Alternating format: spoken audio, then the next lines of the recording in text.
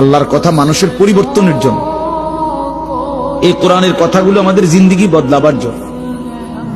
মসজিদে জুমার নামাজে প্রত্যেক জুমায় বয়ান হয়। এক বছরে 52 সপ্তাহ, চিন্তা করে দেখেন, একটি বছরে 52 সপ্তাহ। তাহলে 52 সপ্তাহ ইমাম সাহেব আপনাদের জন্য নসিহত করে।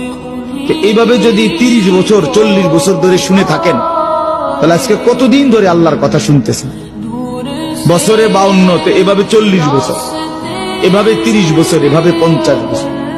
অথচ এত লম্বা সময় আল্লাহর কথা শুনবার পরেও এখনো মিথ্যা বলা ছাড়তে পারলেন না।